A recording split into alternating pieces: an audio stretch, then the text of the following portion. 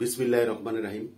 আপনারা দেখেছেন যে ডক্টর ইউনূসের নির্দেশে যে দলটি হয়েছে জাতীয় নাগরিক কমিটি, আমি আগেও বলছি এখনো বলছি, তাদের কিন্তু পায়ের তলায় মাটি নাই।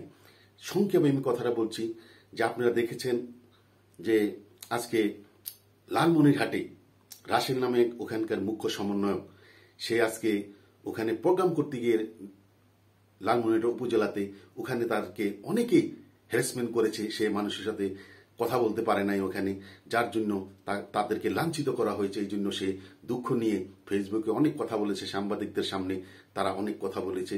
তাই যেখানে যাচ্ছে তারা সেখানেই বাধা পাচ্ছে। আরেকটি দেখেছেন আজকে ভোলাতে সামান্তা সমন্বয়ক, মুখ্য সমন্বয়ক সামান্তা ওই কিন্তু ওখানেই প্রোগ্রাম করতে গিয়ে সে লালমোহনের প্রোগ্রাম করেছে। আপনি দেখেছেন মনে হয় 50 জন লোকও হয় নাই। এরপরে সে ইফতার পার্টি করেছে ওখানে। আপনারা দেখেছেন কি মারামারি হয়েছে, প্রত্যেকটি জায়গার মধ্যে এভাবে মারামারি হচ্ছে। এমন একটা অবস্থা সৃষ্টি হয়েছে, তাদের কিন্তু পায়ের তলায় মাটি চলে গেছে। তাই আমি গুরুত্বপূর্ণ দুটি কথা বলে আজকে কথাটা শেষ করব। একটা হলো ডক্টর ইউনূস বিদেশ থেকে এসেছে, চীন থেকে। কি পেয়েছে না পেয়েছে আপনারা ভালো করে জানেন, ও ব্যাপারে বলতে চাই না। কিন্তু আজকে আপনারা দেখেছেন নিউজ হয়েছে, বাংলাদেশের ভারতীয় রাষ্ট্রদূত প্রণয় বার্মা, তিনি এই বাংলাদেশে আর কোনো সময় এমন ঘটনা হয় নাই, তিনি ভারতের সেনাবাহিনী প্রধান উপেন্দ্রের সাথে তিনি অত্যন্ত আন্তরিকভাবে একান্ত আলাপ আলোচনা করেছেন। তো 100% আপনারা তো সবাই বুঝেন, কম তো বোঝেন না, ভালো বুঝেন। তাই সবাই আক্কলকে ইশারা আর ব্যাকুল মানুষকে ধাক্কা দিয়ে বুঝাতে হয়। আপনারা বুঝেছেন নিশ্চয় বাংলাদেশ নিয়ে এখানে কথা হয়েছে। নাইলে বাংলাদেশের ভারতীয় রাষ্ট্রদূত প্রণব বার্মা কেন ভারতীয় প্রধানমন্ত্রী সেনাবাহিনী প্রধান সাথে আলাপ করবে? নিশ্চয়ই এই ভূ রাজনৈতিক নিয়েই আলাপনা হয়েছে।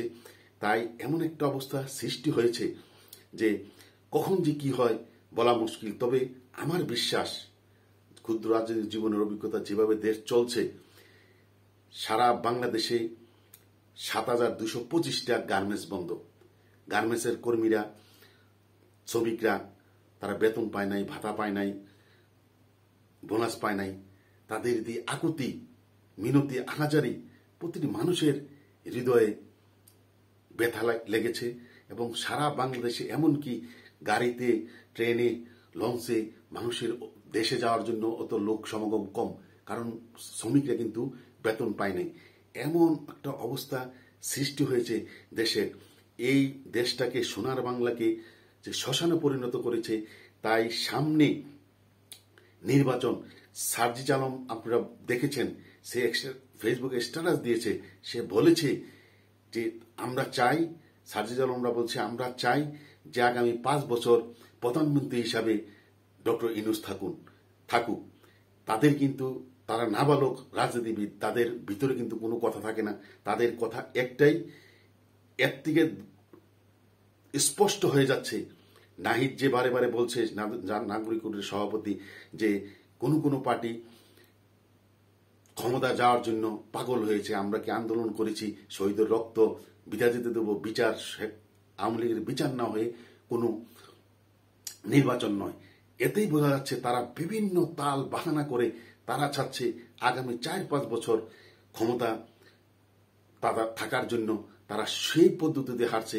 বিএনপিকে আপনারা দেখেছেন মিডিয়ার মাধ্যমে সারা বাংলাদেশে বিএনপিকে দোষ ত্রুটি সবাই করে, কিন্তু সারা প্রতিদিন মিডিয়াতে, পেপার, পত্রিকায়, প্রিন্ট মিডিয়া, ইলেকট্রনিক মিডিয়া খালি বিএনপির চাঁদাবাজি, যা শুধু বিএনপির নামে করছে। এর থেকে বলা যায় আওয়ামী লীগের পরে বিএনপিকেও মাইনাস করার চিন্তা ভাবনা করছে। আর বাংলাদেশের ইতিহাসে এমন একটি ঘটনা, এই ঢাকা সিটিতে ইশরাক করেছিল যে তার যেই নির্বাচনটা হয়েছিল সিটি কর্পোরেশন নির্বাচন, এই অবৈধ নির্বাচন বাতিল করার জন্য তিনি মামলা করেছিলেন। কিন্তু এখন আপিলের রায় হয়েছে, ওই নির্বাচন বাতিল করে নাই, তাকে বিজয়ী করে একটা রায় দিয়েছে। এতে বোঝা যাচ্ছে সরকারে যেহেতু আইনমন্ত্রী আসিফ নজরুল, তারা চাচ্ছে ইশরাককে ঢাকা সিটি কর্পোরেশনের সিটে বসিয়ে তারা আগামী 4-5 বছর বিএনপিকে ঠান্ডা রেখে আগামী 4-5 বছর তারা সরকার পরিচালনা করার জন্য, তারা দেশের যে অরাজকতা হচ্ছে এগুলো কিন্তু তাদের সৃষ্টি, তারাই এগুলা করছে, তারাই কিন্তু তাদেরকে বলছে, ছেলেদেরকে, এই নাগরিক কমিটির নেতাদেরকে তারা বলে দিচ্ছে যে তোমরা এই বক্তৃতা করবা, বলবা যে সংস্কার ছাড়া নির্বাচন হবে না, গণপরিষদ নির্বাচন করতে হবে। তারা বলেছে আগে গণপরিষদ নির্বাচন, তারা কিন্তু ওদিকে যাচ্ছে। তাই আগামী নির্বাচনে যে 2-4 বছরে যে নির্বাচন হবে, কমপক্ষে আমি এটা বিশ্বাস করি না। সময়ের প্রেক্ষাপটে তাই বোঝা যাচ্ছে। বিএনপিরা কিন্তু আজকেও বিএনপি বলেছে যে আমরা হয়তো আন্দোলনে নামতে পারি, কিন্তু বিএনপির মধ্যে, নেতৃত্বের মধ্যে এমন একটি সমস্যা হয়ে ধরেছে। এরশাদ দেখছি বলছে ভারতের বিরুদ্ধে, আবার এই আমির খসরু ভারতের পক্ষে কথা বলছে। এক একজন এক এক রকম কথা বলে, যেমন নেতৃত্ব শূন্য হলে যে অবস্থা হয় এই অবস্থা হচ্ছে। তবে আমার বিশ্বাস আওয়ামী লীগকে মাইনাস করে বিএনপিকে মাইনাস করার পথে হাঁটছে, কিন্তু বিএনপির নেতাকর্মীরা তা বুঝতেছে না। আমার মনে হয় এই সামনে কয়েক মাসের মধ্যে দিনের আলোর মতো স্পষ্ট হয়ে যাবে এই সরকার যে বিএনপিকে মাইনাস করে তারা কিন্তু সহজে ক্ষমতা ছাড়বে না। আমার বিশ্বাস আপনারা হয়তো দেখেন আমেরিকার সাথে তারা খুব ভালো সম্পর্ক রেখে, চীনের সাথে ভালো সম্পর্ক রেখে এখন ডক্টর ইউনূস ভারতের সাথে ভালো সম্পর্ক রাখার জন্য মোদির সাথে দেখা করার জন্য উদ্বাদ হয়ে গেছে। এতে বোঝা যায় তারা তাদের যে উপরের পরাশক্তিগুলোর সাথে ভালো সম্পর্ক রেখে আগামী বেশ কিছুদিন, তারা বেশ কয়েক বছর তারা ক্ষমতা থাকার জন্য সেই পথে তারা হাঁটছে। এ কথা বলে আমার কথা এখানে শেষ করছি। জয় বাংলা, জয় বঙ্গবন্ধু, জয় হোক বাংলার মেহনতি মানুষের।